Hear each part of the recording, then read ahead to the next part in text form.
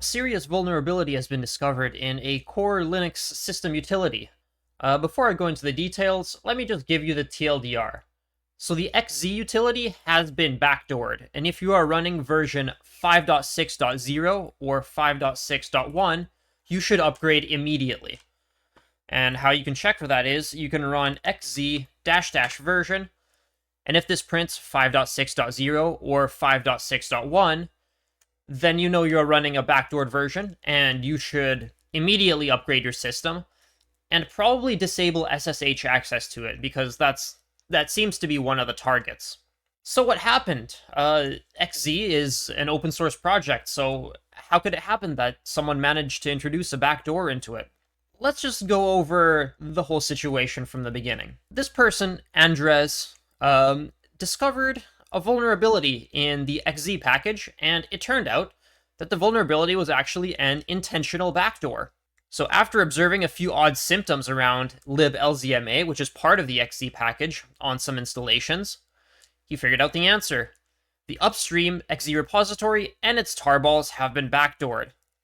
One part of the backdoor is only in the distributed tarballs.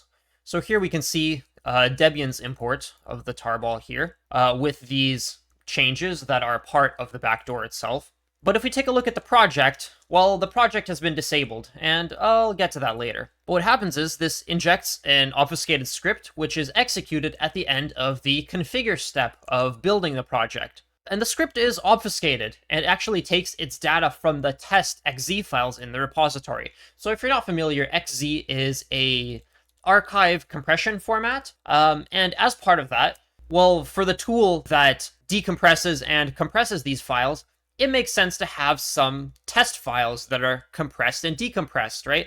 You want to test your software, you want to make sure that it actually successfully compresses and decompresses certain files. And on files that are corrupted, you want to make sure that it at least recognizes that the files are corrupted, or, it doesn't completely blow up in that case. And it seems like some corrupted test files actually had some malicious content in them. So let's take a look at the script. The script is executed, and if some preconditions match, modifies builder/source libLZMA makefile to contain all these extra lines that, at the end of the day, get piped into bash. That's already suspicious, right? Something that's getting executed as a script. Generally, you shouldn't try to obfuscate it. That seems kind of weird. So leaving out the pipe bash, this produces this script. I won't go into the details of exactly what this does, because to be honest, I don't really understand it. But you can see here that the xz command is executed on some of these compressed files. That is piped into eval, and at the end of the day, it's piped into bin.sh. So it's taking some of these compressed files, unobfuscating them, and then piping them into a shell script to be executed. So these are the test files that contain some of the obfuscated payload, and they're initially added in this commit, which, again, we can no longer see because GitHub took down the repository. The files weren't even used for any tests, but the injected code caused some valgrind errors and some crashes in some configurations due to the stack layout differing from what the backdoor was expecting. And these are actually fixed in 5.6.1, however, they weren't fixed fast enough because, well, that was one of the reasons that this person was able to find this backdoor in the first place. Some of these errors generated by valgrind. There are two possibilities here. Either the person who committed these changes is directly involved, or there was a severe compromise of their system. Right now, we don't really know, but people are speculating that it seems like the latter is less likely, and that this person, Jia Tan, that's an alias, I doubt that's their real name, but it seems like whatever they did was intentional, not that their system was compromised in some way. So let's take a look at some of these deobfuscated scripts that we're running. So these conditions check only x86-64 Linux, building with GCC and the GNU linker. And here's an important one.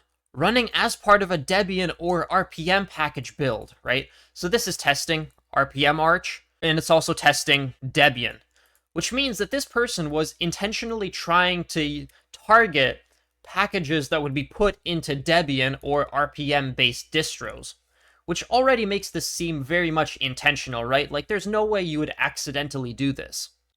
And particularly, the latter is likely aimed at making it harder to reproduce the issue for investigators. When distros build packages, they have a very specific environment that they use that is different than the environment that most users are running. And so this line makes it more difficult for anyone outside of that environment to find this issue. And it seems like this backdoor will only work on glibc-based systems, which is, I guess, related to why they're checking that it's built with GCC and the GNU linker. Now, luckily, XZ version 5.6.0 and 5.6.1 have not been widely integrated by Linux distributions, apart from rolling release distributions such as OpenSUSE Tumbleweed, and where they have, it's mostly in pre-release versions, which is actually where this was caught. I believe this was in Debian SID. Yes, Debian SID, which is a pre-release of the next Debian version. And the way that Andres was able to find this backdoor was that logins via SSH became a lot slower. So let's just back up for a second. The only reason that this was found so quickly was because some of the things that this script did weren't really done perfectly. If they had some more time and, the person writing this backdoor was a bit more careful, it might have taken much longer to realize that this backdoor actually exists, right? It's only because they did something somewhat inefficiently that this was even noticed. And we can see here that the login went from about 0.3 seconds to 0.8, which is, I guess, the thing that tipped off this person in the first place. Now, what's interesting is that OpenSSH does not directly use libLZMA. However, Debian and several other distributions actually patch OpenSSH to support systemd notification, and libsystemd depends on LZMA. So what happened here is these distributions, they added an extra dependency, which in this case actually caused a security issue because that dependency was compromised. Interestingly enough, starting the SSH daemon outside of systemd did not show the slowdown, despite the backdoor being briefly invoked. And this appears to be part of some countermeasures to make the analysis harder, which just adds to the evidence that this was done by someone who has a lot of knowledge in this area. And, well, the speculation is this might be some kind of nation-state level attacker, because the sheer number of mitigations and things that this exploit did in order to make it difficult to detect and to analyze suggests that it's hard for one person to have that much knowledge about how all of this works. So it's likely that multiple people were involved, which points to, organized groups, and therefore a nation-state level attacker seems like a plausible possibility. Not guaranteed, but plausible. So it seems like there were some other requirements for the exploit, which is that the term environment variable is not set. argv0 needs to be this specific string. Debug and profile are not set. If you're trying to analyze it, it's likely that they will be set. Language needs to be set, and some debugging environments appear to be detected, including plain GDB, although in some configurations, but not in others.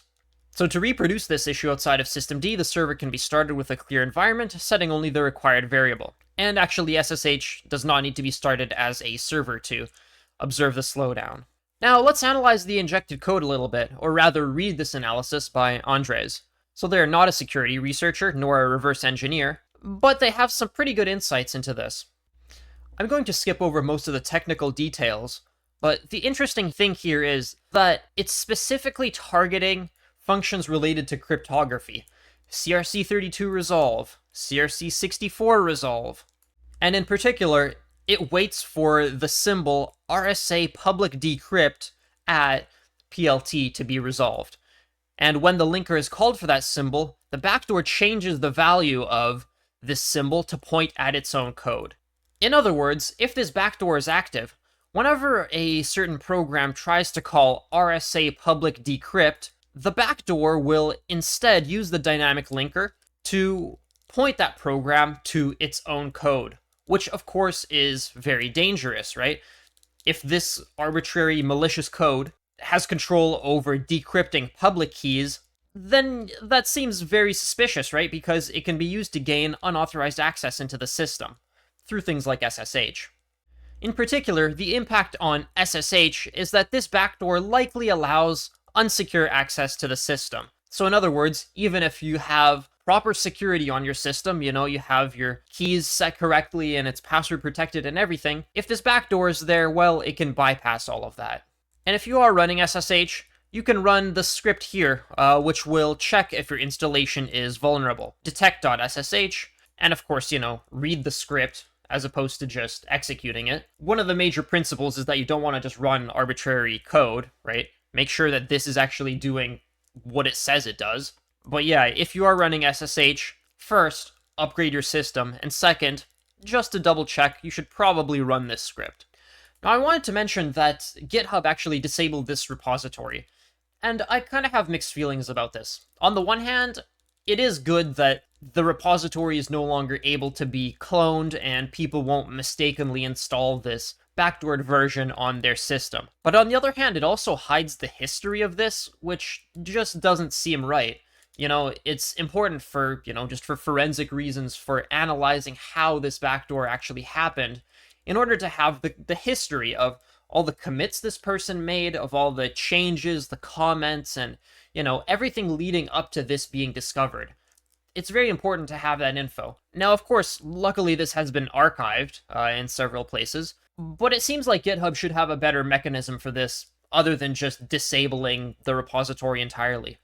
One thing I've seen suggested on Reddit is perhaps they could disable cloning it from the command line, which forces you to clone it from the web UI on GitHub, and they could have a big warning that says, when you try to clone it, it'll say, I understand that this repository contains malware, and I'm cloning it with the full understanding of the implications of that. That seems like a better solution, but I guess GitHub just doesn't have the infrastructure for that yet. So let's take a look at the timeline of this exploit. This is a blog post by Evan Bose, which seems to have a pretty good outline of what's going on. So in 2021, Gia10 created their GitHub account. They made their first commits not to XZ, which seemed deeply suspicious, in particular, because this commit replaces a safe fprintf call with an unsafe variant, potentially introducing another vulnerability. The code was merged without any discussion, and lived on for a while until a couple days after this compromise was noticed and it was patched. Now, according to the GitHub discussion, it seems actually like the code there wasn't malicious and that this replacement of safe printf with an unsafe variant in this case actually caused no security issues, but it is a little suspicious. Later, in April 2022, Gia10 submitted a patch via a mailing list. The patch itself are irrelevant, but the events that follow are.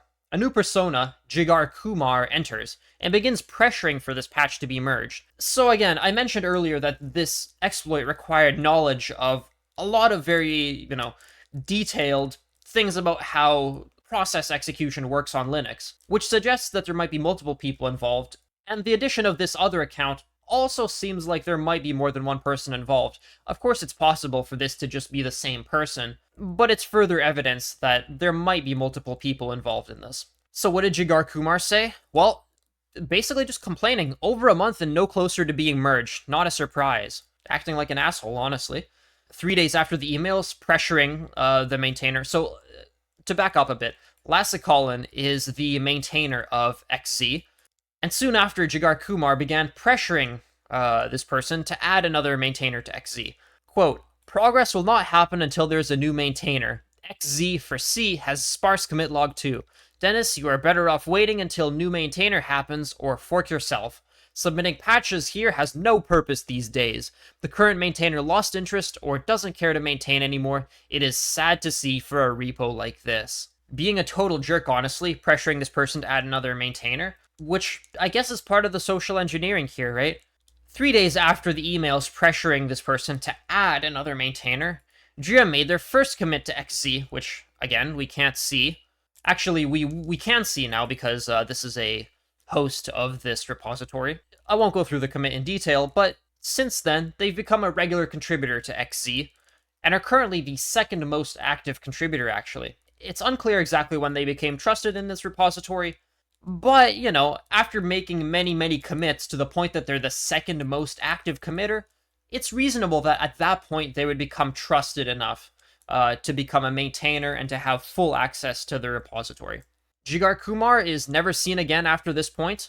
after 2022-06, I believe that's June. So it seems like at this point, their mission here is done, right? The reason that this account was created was in order to pressure the current maintainer of the XZ library to make Jia Tan a trusted contributor, basically, to add them to the maintainers so that they'd have full access. And once that has been completed, this person no longer needs to exist, and so this account is never used. Interestingly, another account actually participated in the pressure with a similar name plus number formatted email. And this account is also never seen outside of XZ discussion, and both don't have any associated accounts that have been discovered. So later, in 2023, Jia merges their first commit, which gives us the good indication that they've fully gained trust at this point, right? Because merging a commit into main is different than just opening a pull request, which requires an existing maintainer to merge it. In March, the primary contact email in Google's OSS Fuzz tool is updated to be Jia's instead of Lassie Collins, because it seems like at this point, Jia is a more active contributor than Lassie, even though Lassie has more history. They've been a trusted member for a longer time. I guess Google wants someone that would be more likely to respond quickly, which makes sense, to be honest. Now, in this commit, testing infrastructure that will be used in this exploit is committed. Now, despite Lassie being attributed as the author for this, Jia Tan actually committed it, and it was originally written by Hans Janssen in June. In July, actually, a pull request was opened in OSS Fuzz to disable iFunk for fuzzing builds due to issues introduced by the changes above. So here we get into some of the issues with the implementation of this backdoor. I mentioned earlier that there were some Valgrind problems, and this is another problem. Some of the tests started to fail because of the test infrastructure that was put in order to make this compromise possible. And so if this person was just a bit more careful, perhaps, then this might not have been noticed, and this PR might not have been opened or necessary.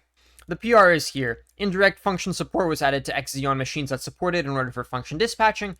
iFunk is not compatible with fsanitize address, and so should be disabled for fuzzing builds. And GitHub Actions, of course, notifies people that this person is the primary contact for project/XZ, and has previously contributed to XZ, and has, opened a previous MR here. This one seems to be unrelated. In 2024, a pull request for the OSS Fuzz was opened that changed the URL from this link, tukani.org, which is actually now down, to xz.tukani.org, and the original domain was hosted in Finland, but the XZ domain points to GitHub pages, which of course Jia Tan now has control over since they're a maintainer of the XZ repository. And finally, some commits were added that added some, compressed files, and these are the compressed files that actually contained the payload for the exploit. People just didn't seem to realize that these files actually contain backdoors. They're just binary files, you can't really see the diff for them very easily, and no one looked into them in any more detail. And finally, a couple days ago, this post was sent, which I went over earlier. And the really interesting thing here is, here's this post from Andre that basically summarizes how he found it. We went over it earlier, but he was doing some micro benchmarking, not something that most people do.